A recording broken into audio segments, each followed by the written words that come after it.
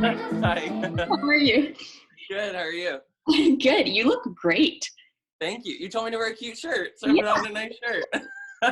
This is the only time we get to like dress up, so why not? No, exactly. I've been in sweatpants and like a hoodie for the last 2 months.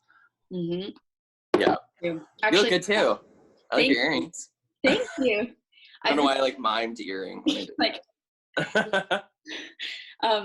I've been doing this thing the last 2 weeks where I like just get up and like wear an outfit that isn't sweatpants because then I feel Oh, really? like kind of productive. Yeah. I've been doing that because I originally quarantined with my parents, so whenever I go and like see them, it's a good excuse to like actually put on jeans a few times and get dressed up. And my mom came and slept over here, and showed up in like multiple necklaces, all of her rings, like full bling. And she was like, "Look, I got fancy for you." I'm like, we're just sitting on the couch watching a movie. Like, we're not doing anything. But she was in like full, it was her like excuse to dress up. Yeah. No one has in months. Crazy. 100%. Yeah. Okay. Sorry, I just made my coffee. Like, I need coffee. That's okay. I'm having tea. Chai tea. Cheers. Very good. Cheers. Clink. Clink. I'm on my iPad. I don't know where the camera is, actually. Oh, I think it's here. Okay, we got it. We're good. We're good. So this is like first for me. I feel like, I don't know. I've never like interviewed someone before. This is like. I know. Okay, well, we'll do like conversation. Like, it doesn't have to Yeah. be too interviewee necessarily. No. Yeah. Well, okay, sorry. I have questions and I'm going to ask you questions and then we're going to Okay, that's good. The first thing is we're just talking about how you're doing with quarantine and like what you're doing and like how you're keeping sane, anything that has to do with that. So at the beginning of quarantine, I was working out a lot. And I was finding it really easy because I was with my parents. Like I said, I originally quarantined at their house. And so my brother and I would go running together. My mom and I were doing these like live stream workouts together. And I found it was like, that was a really good sort of like coping method for me to like stay busy, fill up time through the day, feel productive, feel active. But then I've sort of fallen off of that. That's not really what I'm doing anymore. Now I'm like loving going for really long walks, like 2-hour long walks through like, I'll drive and park and like go through a different neighborhood in Toronto that I've never seen before and just like kind of explore that. I also adopted my new kitten. So Lancelot. Yeah, I was hoping when I first set up here, usually as soon as I sit down on the couch, he's like up next to me. But then I like set up my iPad and stuff and was like getting all ready and he kind of like ran off. Oh, he's gonna try. Yeah, he'll probably jump up at some point. But he's settling in so well. So that actually was like, took most of my time at the beginning of, or not, I guess the beginning, but like I got him 3 weeks into quarantine. And then I've had him now for like 2 months. Because we're almost into June. And so I got him beginning of April. Yeah. And it took a long time to like, I had him isolated in a room and then I slowly introduced him to different rooms of the place. And I did like site swapping stuff with my 2 cats to introduce them because Pippa's not been around a cat for years. And so that actually took another like 3.5 weeks until they finally actually met. And then once they met, now it's just been like getting them comfortable. So like assimilating my cat and like getting him all ready, that's like, I don't know, been a good distraction from everything and kept me really busy. Yeah. What about you? You've been reading a lot. I've been reading a lot, doing so much reading. Yeah, that's pretty much the only thing I've been doing consistently. Oh, and like working out. I'd say I've been doing pretty well with that. But that's like, if I do like the least amount of workouts I'll do is like 1 a week, which is good. Like that is really good. I've had weeks where like I haven't worked out at all that whole week. So 1 a week's really good. Yeah. Yeah. Is there anything that you're doing that you wouldn't be doing if you weren't in quarantine? Like, you know, like something that you've like wanted to do or like have just put off. You know what I mean? Yeah. Have you thought of something for this? Do you have an answer for yourself? No. I'm trying to think. Oh, you know what? Okay, this is new, and I haven't actually started it yet, but it's something that like I've heard is like a bit of a time commitment and like a lifestyle change. Obviously, it's a lifestyle change. So I watched the Game Changers documentary with my family. I was telling you about this when I saw you the other week. And so what that's all about is like plant-based like more following a plant-based diet rather than being like strictly vegan or strictly vegetarian. It's just like shifting the bulk of your eating to be non-animal products. And so I watched that with my family, and then it inspired me, and I started reading this book that I've had on my shelves for years. It's called How Not to Die. I can see it. How Not to Die by Michael Greger and someone else, and I can't read the other name, just in case anyone's curious what the book is. But it inspired me to start to shift over to do more plant-based eating, and I bought a juicer.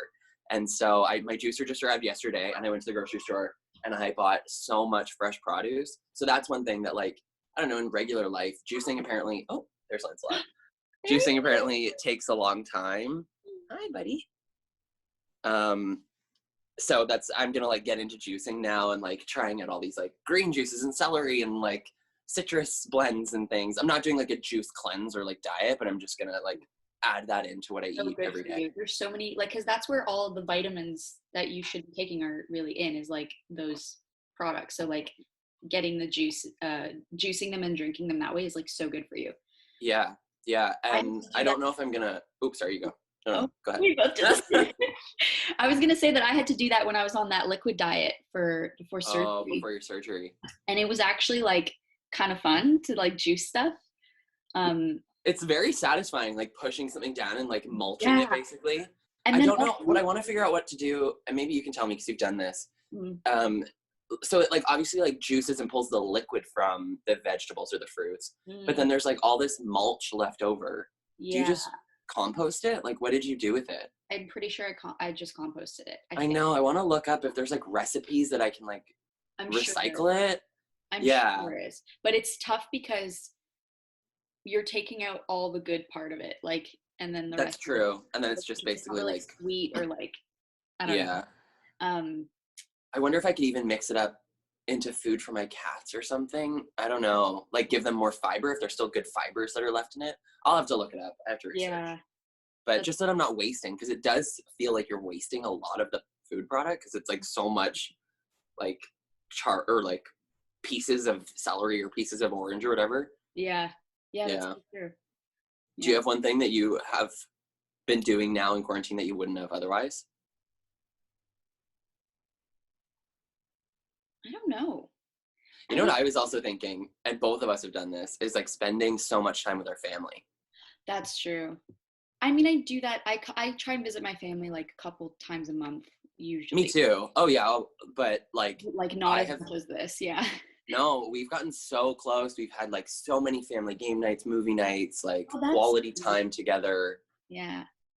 And like you as well. You moved back with your parents. Yeah, I've been with them for the past 2 months. It's been great, but it's also, I feel like I'm back in high school a little bit. Yeah. Just especially when you've been like living in your own place for years. Yeah. Well, like this morning was the first morning since I've been here that I've woken up before them.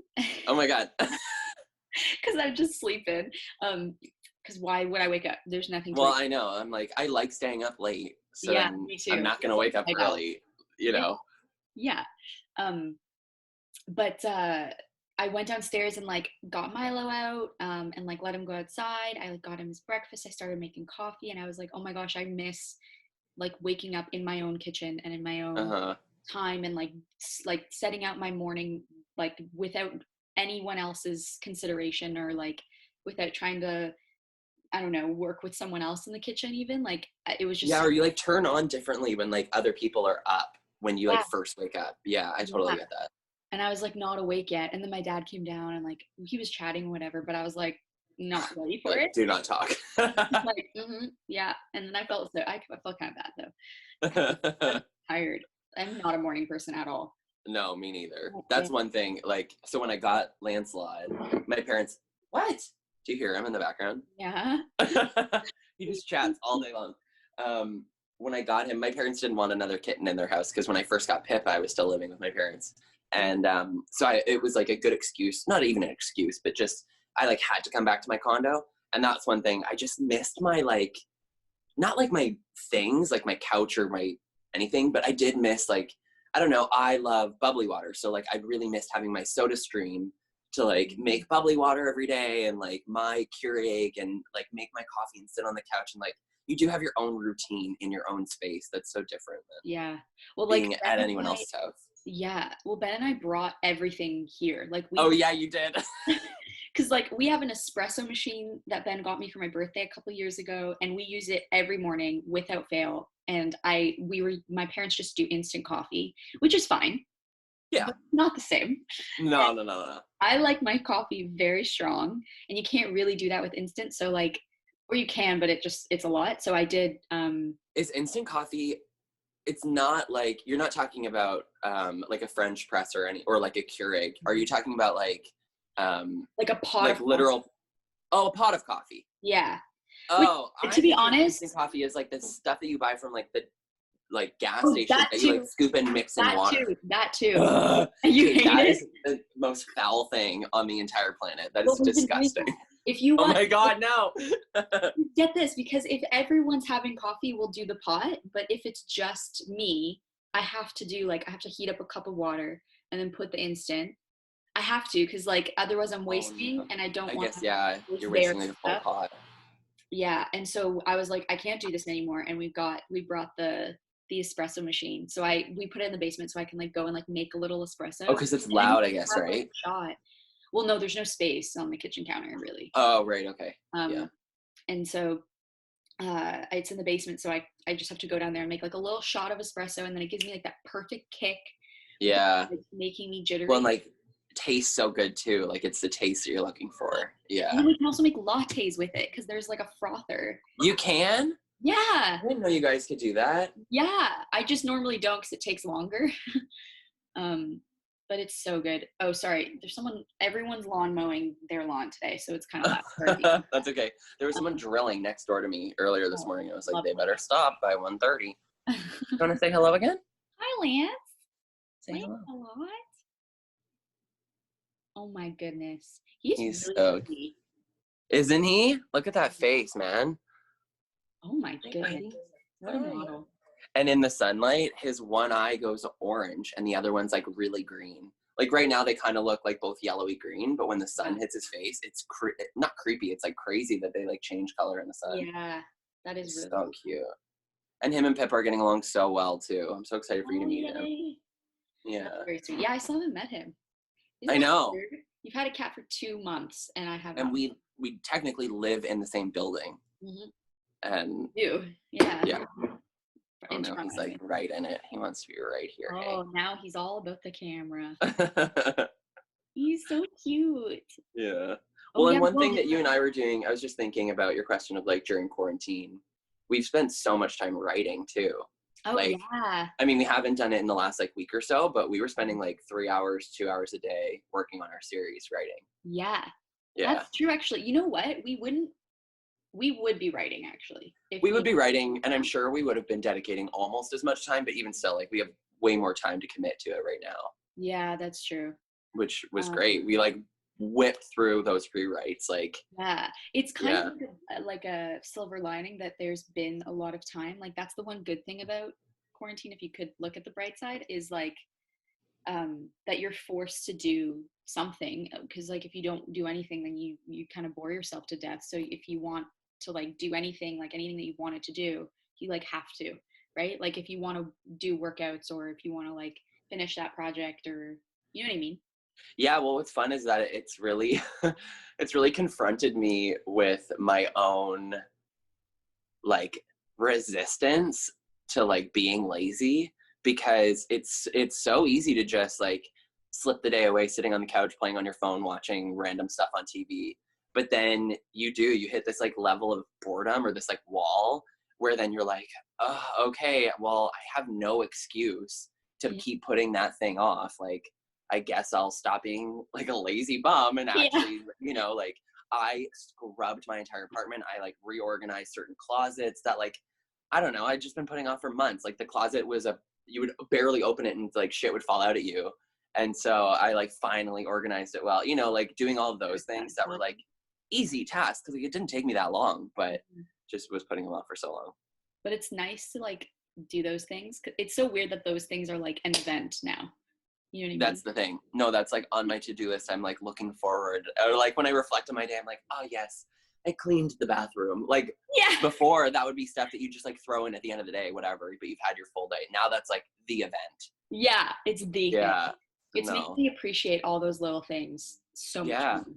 And like I Yeah. feel like I'm getting more productive because I'm filling my time with those little things so that I can feel like good about the day a bit more. And then like if I have a day where I'm really lazy, I can just lean into it because I've done stuff throughout the week or whatever. Yeah. No, Yeah. totally. I know. And I find some days I like really get on a roll, especially when the weather's nice, and get like tons of stuff done. And then the next day it's pouring rain and I'm just like, and I like last week, I just sat on the couch for like a full day. Yeah. You know, it's like sometimes such a big shift, like day to day, which is Yeah. crazy. Because I feel like in life before, I was like always really like on it every single day, was like smashing my to-do list and like getting stuff done and being active. And now it's like some days, Do you other days not. what? Blah, blah. You're still bullet journaling, right? Kind of? Not really? Yeah, I've kind of shifted my bullet journal from being like, I do want to get back to what I was doing before, which was more like organized weekly spreads and like using the bullet journal. I don't know, the whole point of the bullet journal was like to do it quickly on the go. Yeah. And like the little, what are they just called, the bullets? Like the little square, the little dot, Yeah, the arrow, the like all the or whatever. yeah, like the signifiers. Yeah.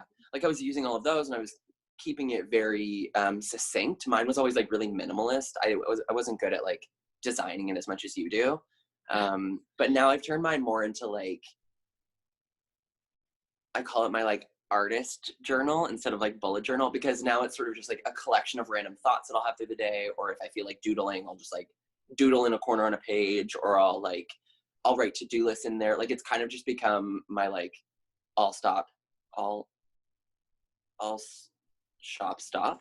Is that Oh the phrase? yeah. Yeah. Like that, Yeah. you know, like I just do everything in it now. Like it's now just sort of a notebook that I kind of like brain dump in. I feel like that's what a bullet journal should be. It should be like significant to the person it's being used by.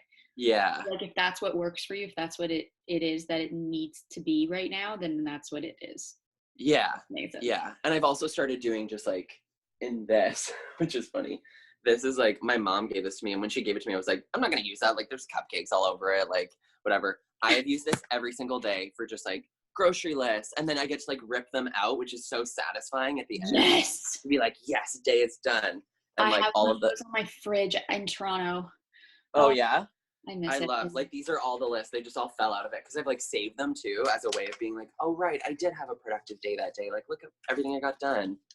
So like I guess that's been more what I've been doing rather than like keeping my bullet journal organized. Yeah. It's also tough now because like what are you right in there? Like when I did my my monthly spread for June, I did like there's like a little tasks section, but I literally put quotation around tasks because I was like, are there tasks? Because like yeah. no. Yeah, I know. Yeah. But it's been good to like plan what I'm gonna do, even if it's just one thing a week. Yeah. It feels good to like write it out. And then it's also a creative outlet. And to have something to look forward to. Like, yeah. I don't know, when we set up this, I was like, oh, okay, so on like this day, I get to look forward to like the, you know, it's nice to have like even one thing a week just to like look forward to. I find that really like helps my mood a lot through the week. Yeah. It's also weird because like I was saying to you before that like when this quarantine thing first happened, I was kind of like, well, like we as actors know what it's like to not work for 3 months because that's the reality of our life. But the difference is like usually you can go and get a job in some other way, or like if you're a waiter or you're doing things to make money on the side, you can still do those things. And like you and I do social media stuff. Yeah, or like teach at dance studios, teach at dance conventions, like little kind of pop-up jobs to like fill our hiatus time and still have like income. Yeah, which I guess now like is like everyone else is just being done virtually, but it's like it hit me later on. So like I'd say like a month and a half in is when I was like, okay, this is me too much. Yeah.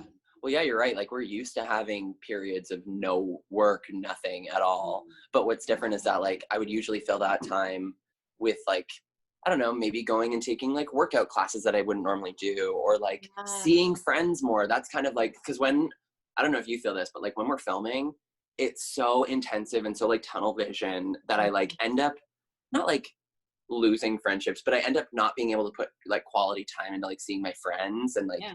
I don't know, doing social things. So then whenever we have time off, it's like, oh, almost like catch up time, where then I like go out to restaurants a lot more often, or I go and hang out at friends' places more, or take soul cycle classes, like try out different things. I don't know. And now like, or take acting classes, and now everything's shut down. Like, Yeah. so that's what's been different, is that I'm finding, oh, I have the time. I want to go and take a soul cycle, but I can't because it's closed. So I think I'm going to buy a bike this weekend because I like miss, Yeah. you know, doing those different kind of workouts. I don't know. Yeah. Yeah.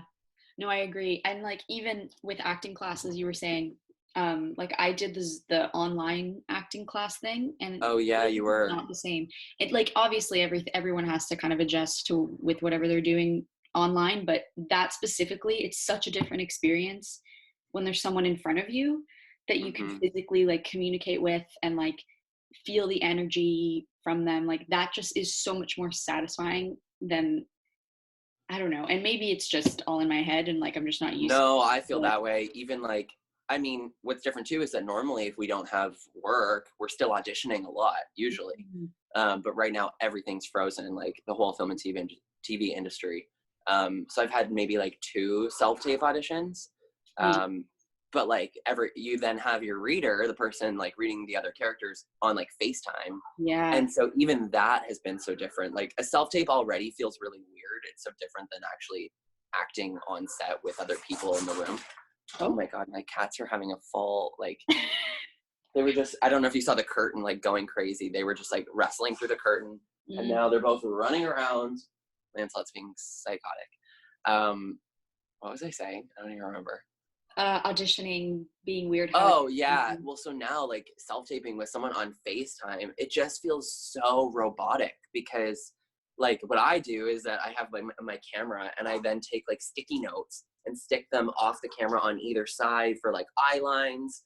And then I have like my reader down on FaceTime, but you're not even like looking at them. So it's just like a voice. Mhm. It's so weird. Yeah. And Well, so I I couldn't did. even imagine acting class. It's just, Yeah. I don't know. It like takes because the whole thing about acting is that you're like connecting with someone else in like that present moment. Like it's all about being present, right? And so as soon as you take like the someone else out, well, now you're just standing in a room, like feeling things by yourself, which, Yeah. Or reacting to nothing, really. Like you're imagining what that person is doing, yeah, react to nothing. But I mean, if anything, it's good practice because then when you do have that person, you know what to do if they're like literally like sometimes you get readers who are giving you just looking at nothing. the stage the whole time.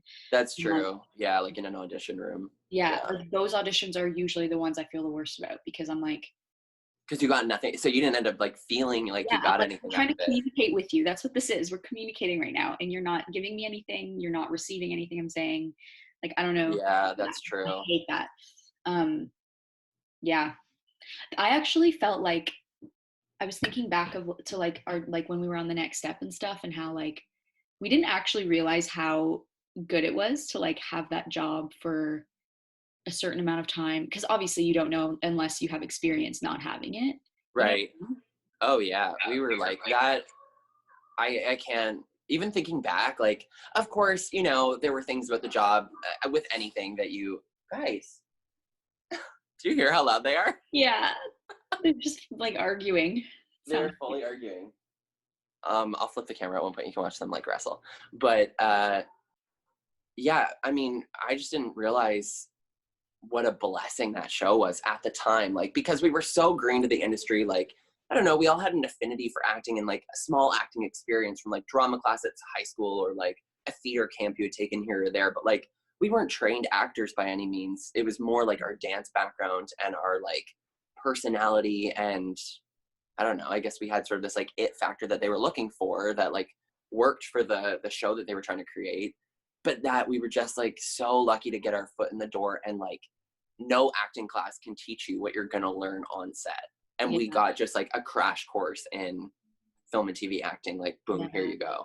Yeah, like learning the ecosystem that is set life is like was like that in itself was so valuable because then too when you're going into another audition even though you may not have another role other than that role on your resume, at least you had set experience, and that itself is like a huge, I guess you could say. Yeah, well, and even just that one job on your resume versus an actor who's taken like 47 classes, like, unfortunately, that job speaks to, like, I don't know, it kind of gives you a bit of clout of like, oh, someone else picked this person and thought they were special.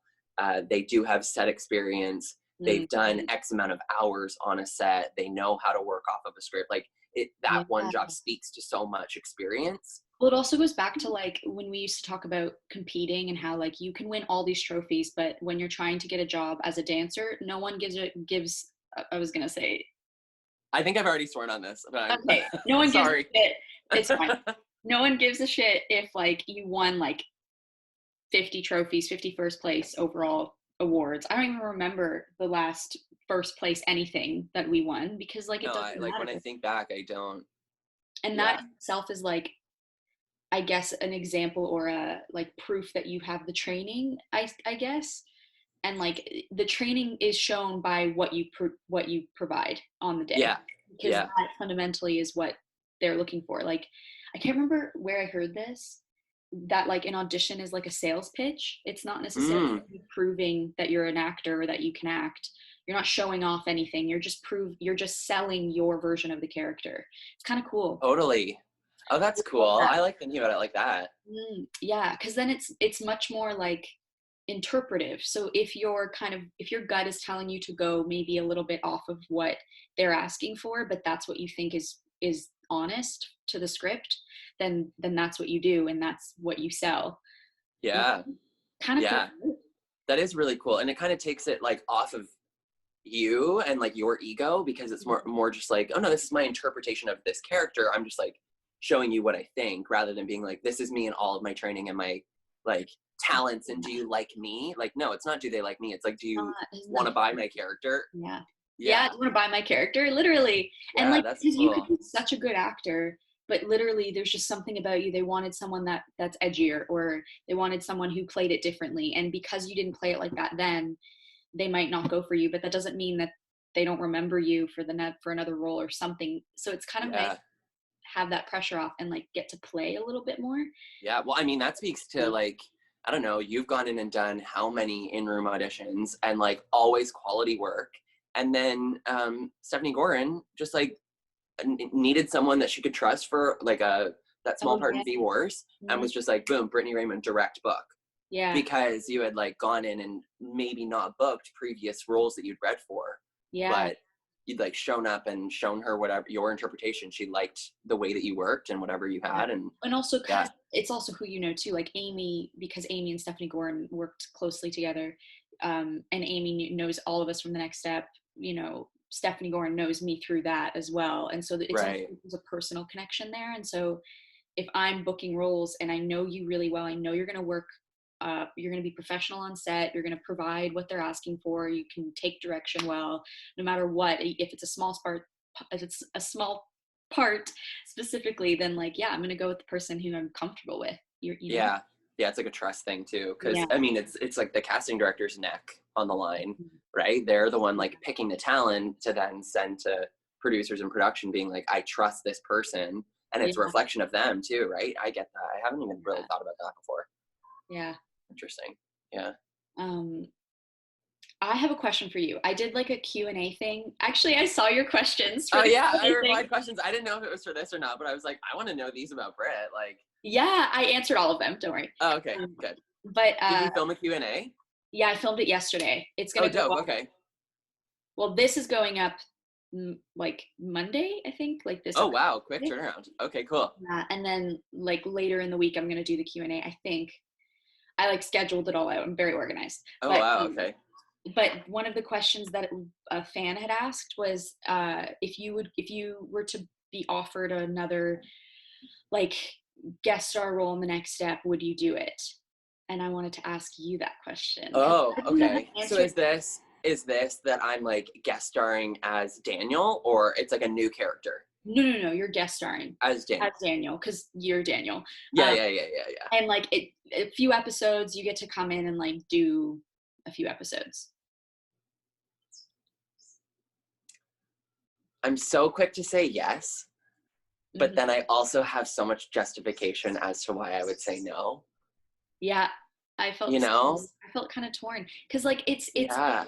you love the show and you want to do it, but also I kind of likened it to going back to a high school reunion where like if you're the only person who goes back, like when we did the I know you weren't able to make I it, wasn't able to make it. I know the Christmas episodes. that was like heart 100% yes, I'm down to do that where everyone I comes know. I back. said yes too. I wanted to do it. I know, like that feels Ugh.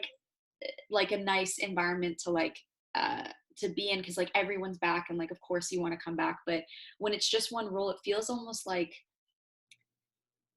you know you've done everything you can with that role, you've you know said goodbye, the character said goodbye, they moved on, and then coming back feels like almost getting back together with an ex maybe, like in and not in a good way, like I don't know if that's is that really is A bit. I mean, I kind of experienced that with season 5 because I feel like as I look back on it, Daniel's character arc really came to like a good close at the end of season 3. Like, I really loved like the arc that they wrote for him through season 1, 2, 3. By the like, you know, he started out with the next step, kind of became the villain through season 2, especially through season 3, and then at the end had this like redeeming moment where he like saved the day for the next step and they won internationals. And yeah like, yeah, he wasn't a part of the team, but like he was sort of their secret weapon to like get Lucian off of the judging panel. They won because of my character. And I felt like that was such a like well-rounded, like really, I don't know, a really like beautiful character arc. And yeah then they came back to me for season 5 because I guest starred in one episode of season 4 because that was the season that got shifted and shot through September, October, November. Remember? We shot usually always in the summer, but then season 4 yeah season 4 was the one that shot through the fall, and I was back at Juilliard, so I couldn't do it do yeah any of it. So I guest starred in an episode, and that was season 2 where they like phased out all of the original like A Troop members, Mhm. most of us. But then season 5, that's when I come back as like the head choreographer of the studio. Oh And so yeah then, yeah. So then coming back, I mean, for me, I had just graduated Juilliard. I knew that I didn't want to audition for a dance company. And so I wanted to pursue film and TV. And then the next step also wanted me to come back as like kind of like a series regular recurring in season 5. And so I, of course, was like, yes, absolutely, because I was still very much like in that phase of my life, right? Like Juilliard and the next step for me was like one phase, like all of it happened at the same time. So yeah I just graduated. I moved right back home the night of my graduation because we had rehearsals like the next day. So like my parents drove me home through the night from New York so I could get back for rehearsals the next day. yeah And then was like right back in filming that whole summer. And so I still very much felt like I was in that phase of my life, but it felt really weird coming back and like reviving this character that had like like his whole story had been like closed and like finished and really nicely like tied with a bow. And I'm almost mad that I came back for season 5. I mean, I needed the money, I needed more set experience, like, so, and I wanted to be there, but also like like this is another thing I want to say to anyone watching that like I love The Next Step. It is such a great show. It's so fun. It's great for kids. And I have nothing against the show in general. I hope it doesn't. yeah, no. It's just that it's a personal thing. Like you were saying, it's that phase of your life. And like now, today, we've done other things. And I think I more so now want to be challenged. I want to learn. And the next step is something that feels like I'm going back to rather than moving forward to. Well, and also like we've explored, it's so different than doing a movie. We've explored like you've done almost what 200 episodes of The Next Step. You have explored every corner of Riley as a character that you can Yeah. possibly explore, Well, you know. actually, I wanted to ask Ooh, if you think, no, this is an interesting question I just thought of now. okay. If you think there's anything that your character didn't do that you wanted them to do. Oh, absolutely, hands down, yes. Okay, let's hear it. Yeah. But okay, sorry, so that I don't contradict myself, what I mean is that like you've lived as Riley for like 6 years, you've been her for Yeah, months at a time, that yeah, like I don't know, as an actor you want to like live different experiences, try out different characters, like change your tool belt as an actor. So to like go back and just keep doing the same role almost feels like lazy, or like not like you're growing. Maybe that's better. It feels That's like you're better. not growing more as an actor. You're not because that's the whole point, is to like learn and to adapt. Like I'd rather, even if it's a small role in something, I would rather do that, because To like build your and learn from the other people on set, because that's the one thing from The Next Step that I loved. My favorite season was season 1 because it was all new. Everyone, like I knew everyone fairly well, but like not as in that environment, and we were all learning together and learning from each other, and that was the best part of it. yeah. And we created this like team, and then when the team, everyone sort of moved on, it was like, okay, now we're growing out of this show, we got to pass on the torch kind of thing. And so to come back feels like weird, like, I Yeah. don't know, you know. Yeah. But I had some thoughts about that like character thing, about Oh something yeah, I like something wanted else. Riley to do. Yeah, you go first and then I'll talk about Daniel. Okay. I'm curious what you think for Riley. I just wanted her to focus on something other than James. Number Yeah. one was just like something I wanted. And like, also, I understand that like her in season 4, when she was the studio director, and she uh like ran the studio into the ground, kind of like did I do was it. wondering if you were gonna say that. I was thinking that too. She ran the studio into the ground. She did not do a good job. I was kind of disappointed because like I don't think she would have done amazing, because I mean, she was a kid. How old was she? Like 17, 18? she was like 18, I guess. I don't Yeah. even know. Um, but I just wish that she like took more of an approach of like, I'm like, I wish she worked harder and focused more. Maybe that's what it is. It's she focused more on the work part of it and less on the relationship stuff. On the boys and stuff. Yeah, Yeah. like because in season 1, that was my favorite Riley. She was Me so too. strong-willed. She was so hardworking. She was all about the team. I don't have time for James. Like that felt like that's what Riley was, and Yeah. that got away from her, which is fine. Like that can happen with characters. But then it'd be so nice to like round out her arc for her to like find herself again. Yeah, which is like kind of in season 5 what happened. In that like She one episode. was like, you know what, I'm doing this for me, bye, and like that was kind of nice.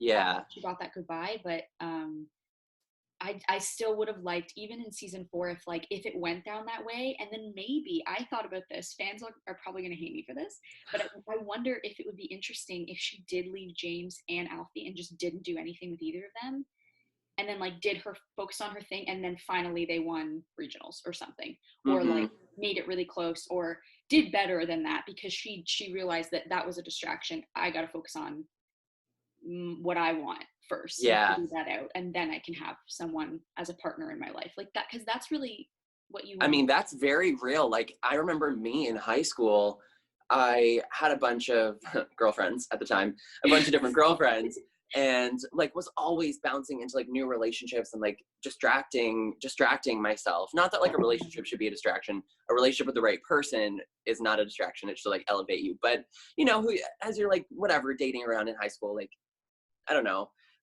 you sort of like get sidetracked. And then I remember in grade 12, I like decided, I was like, I am not dating anyone for this whole year because my focus is to get good grades and get into good universities. And I like would not like let any sort of romantic possibility into my life because I was so focused on like my success moving forward into my future. And I feel like that would be such a like, yeah, that totally would have been nice to see Riley go through something like that. Yeah.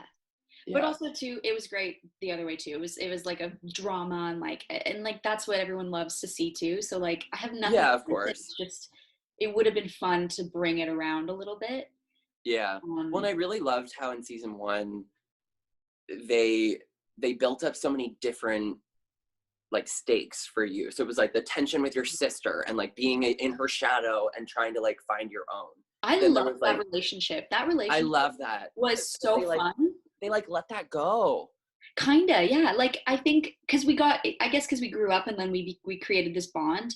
But it would have been fun to have that sister dynamic in different situations as we get older, because like that dynamic doesn't just go away out perfectly and then now we're best friends all the time. Like that like thing where like I went behind her back, I like broke her trust kind of, and that sucks. And so that should have like maybe carried out a little bit more. I don't know.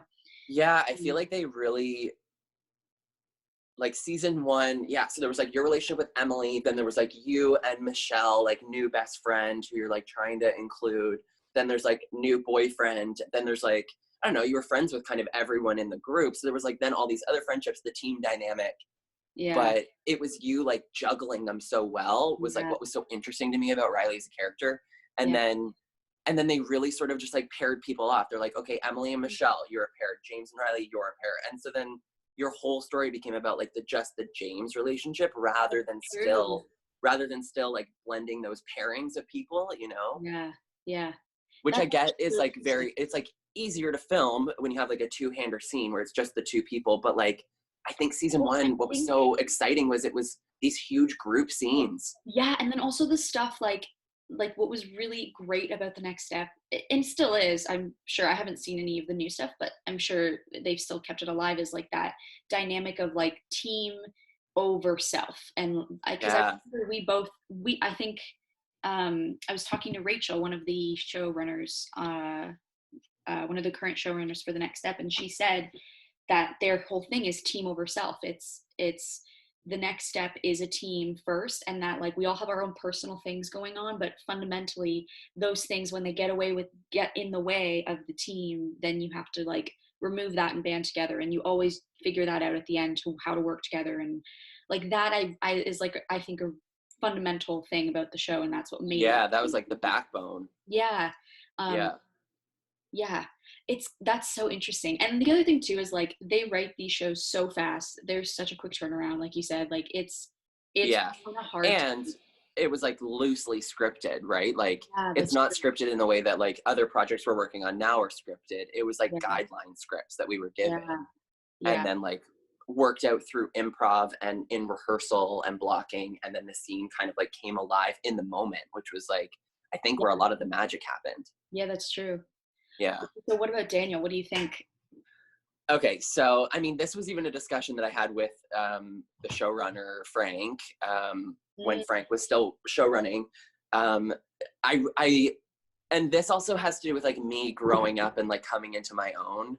So I, looking back, wish that I had like bucked up sooner and like come out sooner and come to terms with my sexuality by myself sooner, because I think then that could have filtered into the show, and I think that's a really essential element that the show is now only finally yeah, exploring, because I've seen in season 7 they have a same-sex relationship, yeah, and I also haven't seen season 7. I don't know how like well developed or how much they like get into that, but mm, even still I love that it's on the show, because that was one thing the showrunner in season 3, yeah, it wasn't until season 3, because I came out in my personal life. I didn't come out publicly until season 5, after season 5. mm, But I came out in my personal life after or during season 2, I think was when I was, no, maybe not even then. After we filmed season 2 was when I like started dating my first boyfriend and like came out in my yeah, personal life. yeah. That's And I felt like that changed so much about me as a person, and like finally letting in certain qualities of myself that I had been like quieting down for so long. And anyways, the showrunner saw that and didn't want to approach me, so it ended up like kind of telephoning around, and then came to me that like, oh, the showrunner wants to know if in season 3 they could introduce a boyfriend for Daniel. And I was like, yes, I think that would be amazing, let's do it. So then I went and had a chat with him, and we were talking about it, and it was like now at like the end of season 3, or like midpoint I think in the season.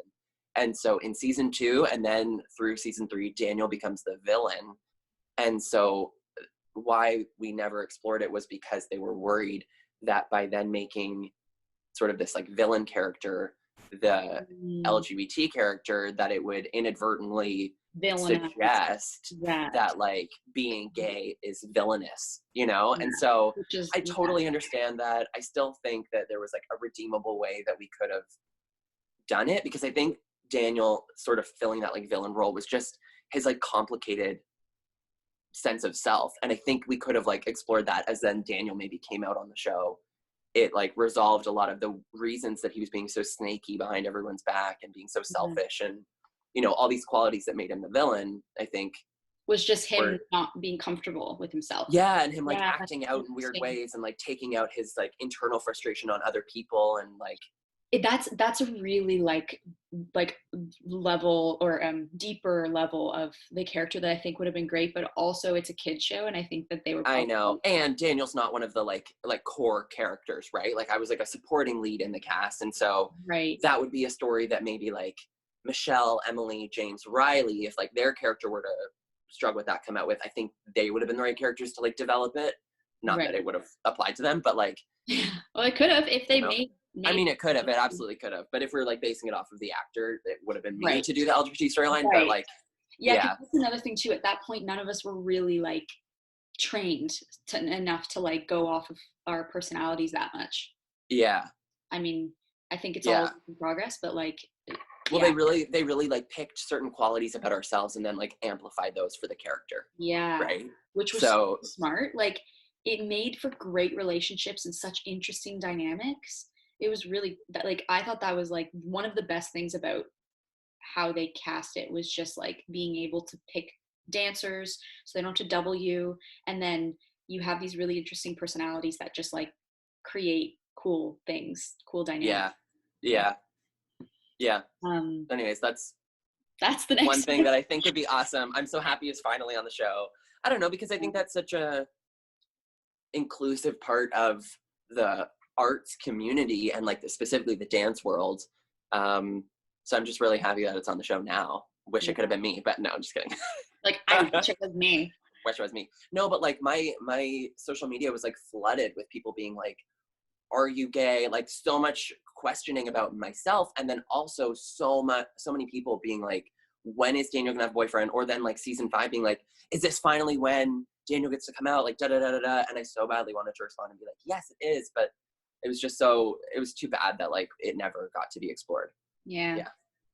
that's okay though. Yeah, it's okay. I mean, Daniel still I love as a character. I think he is Yeah, like me too. amazing. Yeah. Um, okay, I have an interesting question that was asked to me, and I really wanted to try and answer it. Um, that the question was, how was it phrased? It was like, oh yeah, it was literally, did you prefer your time working on the next step or working on, for me it was Dare Me, but for you I'm asking Tiny Pretty Things. Okay. Um, and I'll tell you my answer because I feel like maybe it's the same for you, and you can correct me if I'm wrong, but it was kind of Mm-hmm. like, because it happened, like you kind of touched on this too, it happened at different times of our lives that like you can't possibly compare the two, because like the next step we were different people, and we've grown up, or we've experienced new things since then, and that's sort of changed our perspective a lot. And that like, and so like for me, I was like, I feel like coming to Dare Me, I was much more experienced in understanding set life and understanding that world, so I came onto set knowing far more than I did on the next step. And so therefore like I was able to just get in, do the job, and then also learn from other people who had been on maybe more experienced sets than me. And then the next step was just all new, so it was just like this incredible learning experience, like no matter what. Mm-hmm. So what do you think? I totally feel the same way. It feels like not even a fair comparison. Just in that, like, even when I look at photos and I watch like old clips from the next step, like it doesn't even feel like me anymore. Like that is like Yeah. almost like a completely different person, especially because I started the next step. I mean, not to make this all about like sexuality, but I think what like coming out did for me was that I finally embraced so many qualities about what makes Brennan Brennan that it like, Actually, I just thought of that, like you playing Shane on Tiny Pretty Things. That character is so outwardly and comfortable with his sexuality, and having that dynamic of like Daniel, who is like complete opposite, just because, like you said, that was that time of your life, and then Tiny Pretty Things is like so opposite of that. opposite. Well, and like I remember saying to my agent at the time on the next step, because that show was like more like we didn't know our full character arc starting the season. I didn't have like a character description to go off of. It was based on ourselves. I said to my agent in confidence, I was like, if they make this character gay, I won't do the show. I told him. I was so terrified of that within myself at the time that and I also couldn't separate, because I wasn't an experienced actor, I couldn't separate myself from the character in the first season. So I was so afraid that if they made me play a gay character on TV and people then watched it, that people would believe that I was gay in real life. And at the time, I like didn't want to accept that about myself. Yeah. So starting a show like that versus now starting a show where I'm like, I embrace every quality of myself. I like, yeah. And Shane is so, like, if we're thinking on a spectrum here, I sort of like, never mind. I think Shane is just like a lot gayer than me in terms of like stereotypical qualities that people like associate with someone being gay. But I've also like grounded that with a lot of things that I feel in my experience as a gay man. And like, then also, I don't know, anyways, Shane is like so extremely different. That I feel like that coupled with how I feel about myself as a person changed not only like how I am on camera, but also my dynamic with the cast, with the crew, on the set, on the production. On the next step, I very much felt like, I don't know, I didn't know who I was. And so how do you then like I made meaningful connections with everyone, but not as, I don't know. And like, I'm sure you can speak to this, like we've become even closer now than we were. And we had known each other before the next step, right? Like we known each other for 2 years before we did it. But then I came out and it was like suddenly all of these connections I had with friendships or with anyone just became that much more authentic. And like that just changes so much about how you go about your day and how the energy on set feels. And yeah. So it's like not even the same anything to me. Like it really feels like I was two different people living each experience. That's so true. I feel the same way, because that's also different in terms of like, sometimes the set clicks really well with who you're working with, which I felt for both sets, Jeremy and the next step, that it was kind of like that. It was like it's just a different dynamic, but both were valuable in some way. Yeah. And the characters were vastly different. Jeremy, my character, oh my God, so very different. comfortable and like, maybe not comfortable, but like, no, but she was okay like with her personality. Like she wasn't necessarily for the team. She was more so for Beth and like that like crew. And you know, she liked the work ethic, she liked pushing herself, and like you know, it was more so just about having fun and being a teenager, and like less about like, whereas Riley was so much more structured and like, so it was fun to play those different dynamics. And also too, you were mentioning like being not really comfortable with yourself on the next step. Because we were like 17, 18, 19, literally 16 when we booked the pilot. Yeah, like we were so young. That is the age where you're like, I don't know anything. I literally know not one thing about who I am or what I want to be. And I think that it's a constant progression of figuring that out. And then eventually I feel like you get to a certain point after that age, usually, where you're like, oh, okay, no, I kind of get where I'm at. This is where I am right now. And that's okay that I'm here now. And that I don't know where I'm going to be 10 years from now, but it'll probably be different and that'll be cool. But like when you're 17, you feel like you have to know. You feel like you have to have it all figured out. Yeah. And so we all felt like we were kind of like this is it, this show is our identity now, and we have to kind of fit that mold in a way. Yeah no, and you're right. Like, I mean, I'm making it about, because for me it was about like sexuality, but it's just about like sense of self. Like we went into that show as like teenagers who were figuring ourselves in like different, I don't know, everything. We were figuring all that out, versus now I feel like both of us going into these new projects have such a different level of confidence in ourselves, that then when you enter a room with that, like everything's different, you know? Yeah, that's so true. Yeah. Okay. These are great questions. We're killing it. Also, by the way, I'm a planner, and obviously I like organize everything, and I wrote all this stuff. This is only like, I just wrote like TNS stuff, and like all these questions are like, oh, you didn't actually like plan specific questions? No, this is all wow, like us talking. Great. Look at us. Right? We're killing it. But I did want to ask, I think you asked me like on the like Q&A thing that I did, you had asked the question, what's your best first date? And so I want to do. Oh yeah, I asked you that. I want to do best and worst of something. God, okay. So I'm going to give you like, there's only 3 topics. But what's your best audition and your worst audition experience? Oh, I thought we were gonna do dates. Here I'm like thinking about dates. Oh, Perfect. Let's do auditions. No, let's do auditions. No, dates are coming second. Oh shoot. Okay. Yes. Yeah. Audition. Okay. Yeah. I think my audition for Tiny Pretty Things is like the hands down best audition I've ever had in my life. Yeah. So many things were thrown at me in that, and I just like took it like a champ, rolled with the punches. So I'll give like Cole's Notes version because you know the story, but like for anyone watching, they don't know. So I originally self-taped for Shane and Oren, 2 different characters, and then got a callback, an in-room callback with the casting director. And I asked which character I was called back for, and she said Oren. So I prepare 10 pages of script, work all weekend, read the pilot, but like read the pilot from Oren's perspective, which is so different than reading it from when you know what character you're going to read, you read the whole script from like their point of view more so. Right. So I'm like in Oren's headspace. I'm like working on that character the whole like week leading up to this callback. I show up to the callback and walk in the room, and it's not just the casting director. The producers, the showrunner, the director of the pilot have flown up from LA. I didn't know this ahead of time. I was like, oh wow, I thought it was just gonna be the casting director. This is great. Like, hey everyone.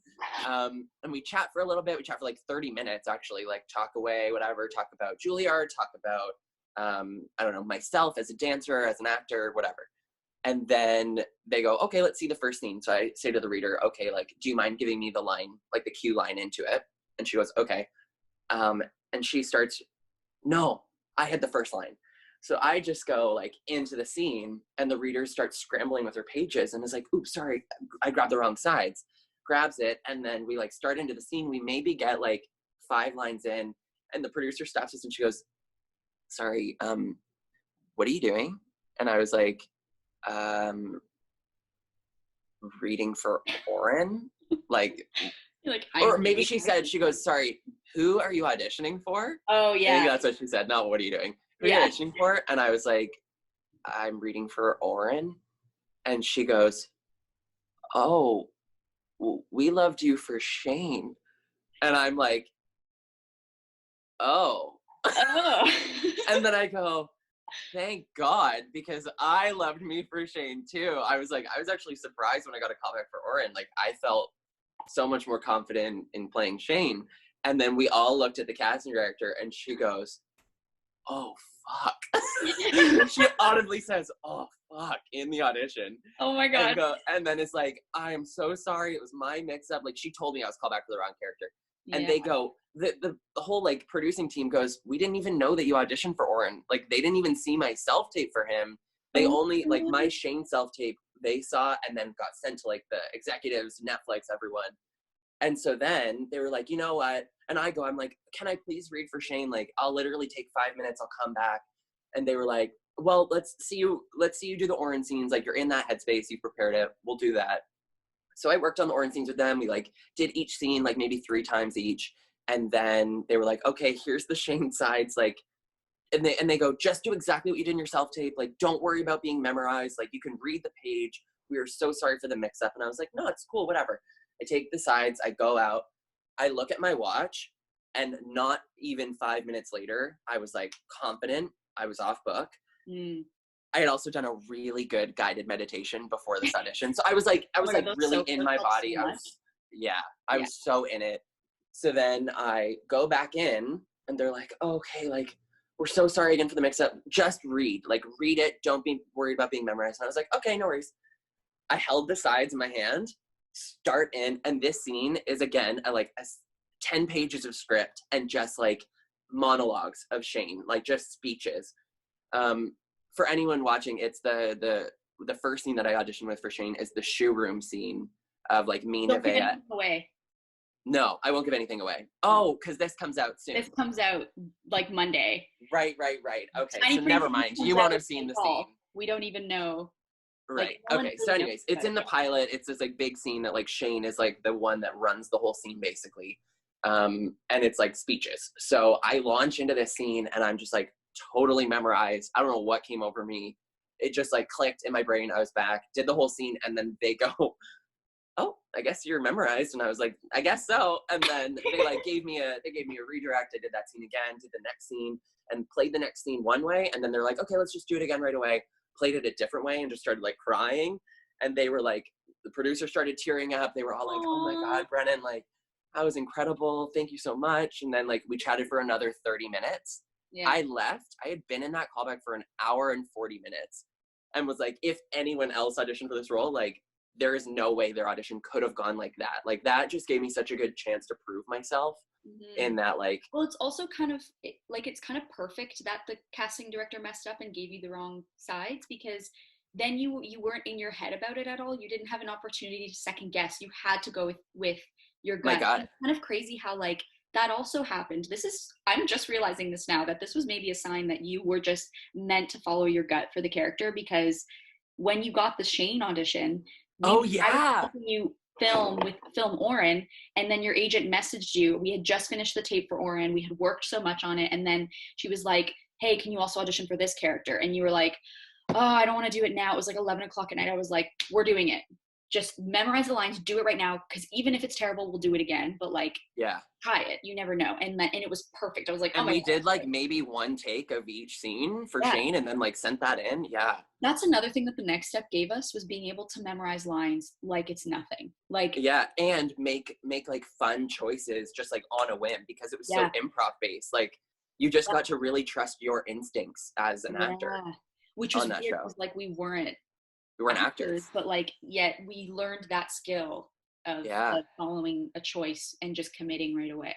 Yeah, you're so right. I forgot about when we did the self-tape too. Same thing. Yeah, I was like all prepared on Oren, and you had helped me. We worked for hours on those sides. Long on that, yeah. And then Shane came through. You literally printed it off. I highlighted it, memorized it quick, and then we just like filmed it. And that was that. Mm-hmm. Yeah, crazy. It was so fun. So funny. That was like the best audition experience, because it was just like whatever. Yeah. Like, not whatever, like you obviously put effort in, but it was just, you were perfect. Like, your instincts were perfect for it. So it like, I mean, the role was just, my agent says this, and like I feel this way, like I was meant for that role. Like that role. 100%. Because after you filmed that, I was like, like this is great. There was just something so different about the Shane, even the way that he's written, the words just like, this sounds weird to say for someone who's not an actor, but actors will understand what I mean. But like, the words just fit so well in my mouth. You know what I mean?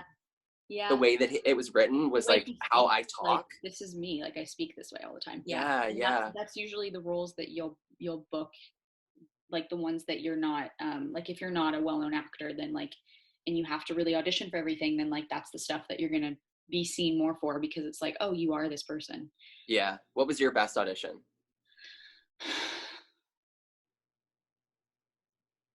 Actually, I had a really good audition with Amy, not for the next step. This was a different audition. It was like it was that Paris show. Oh, Find Me in Paris, that Jessica Lord is yes. So I auditioned for that. And at the time we didn't know that they were only booking people with UK passports.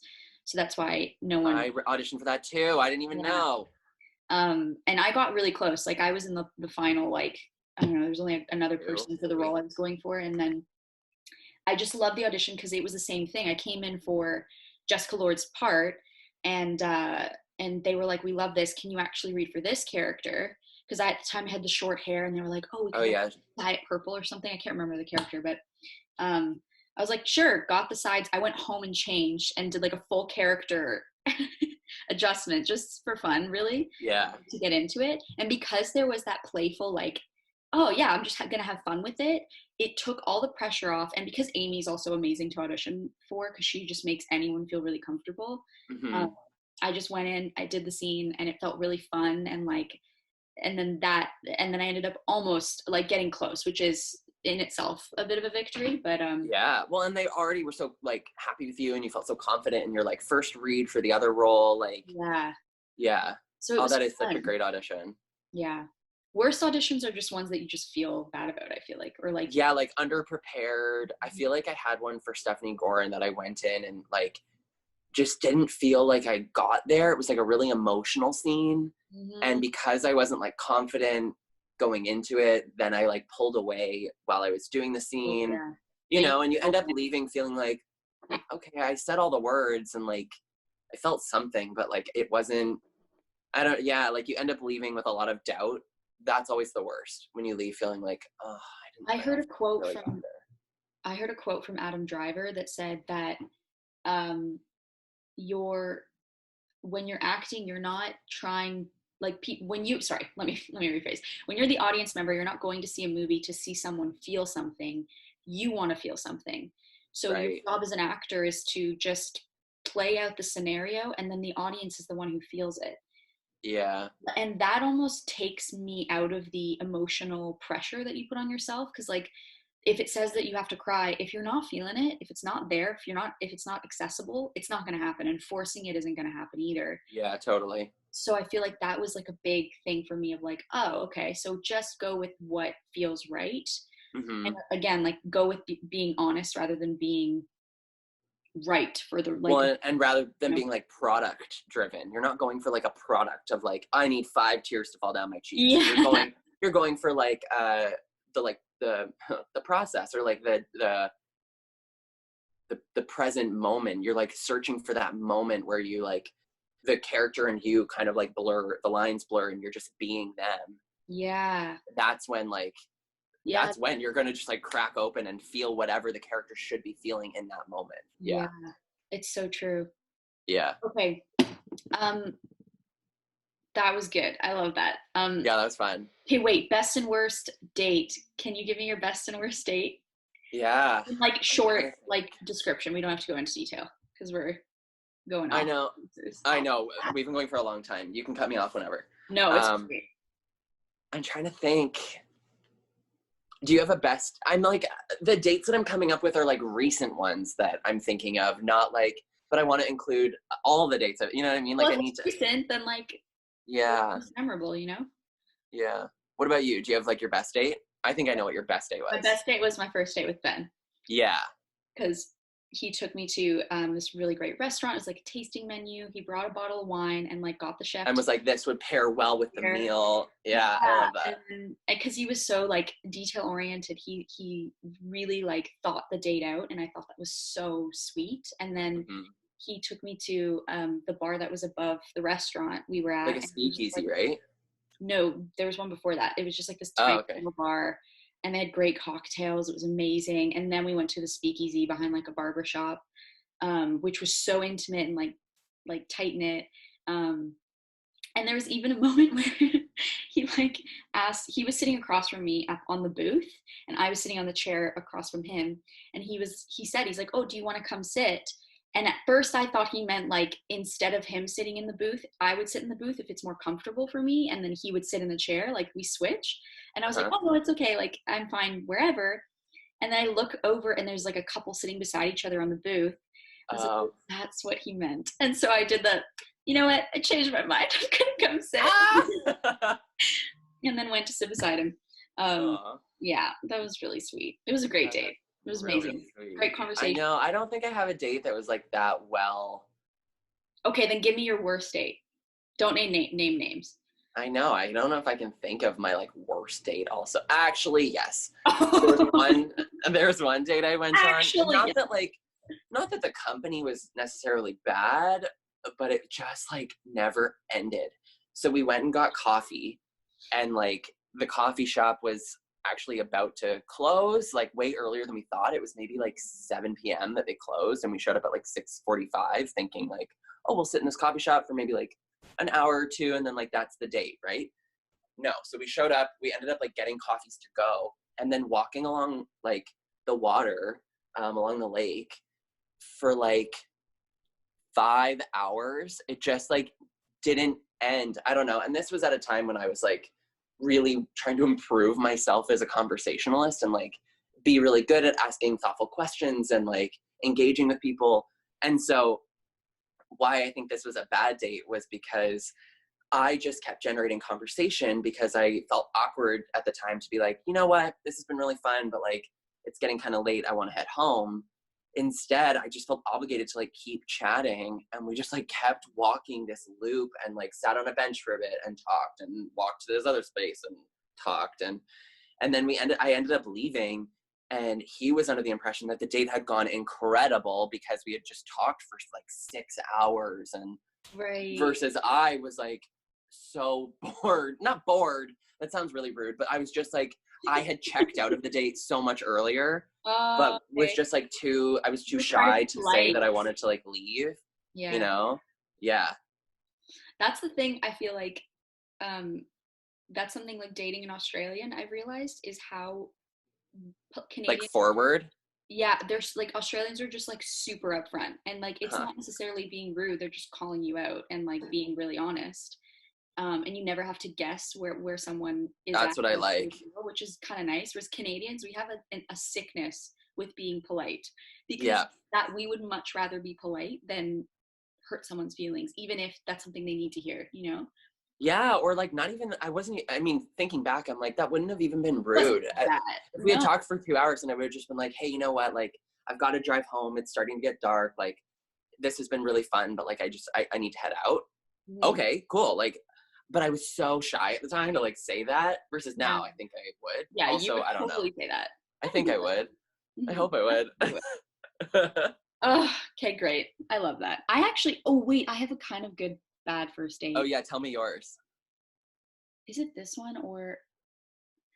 I mean, I have a few, but like that one popped to mind. This one, I don't think if the guy was to hear it, he wouldn't like know, because I've been on a bunch of dates with guys where we go to a coffee shop first, which Me too. is in theory nice, but only if like for me, what I want a date to be more intimate so that we can like get to know each other.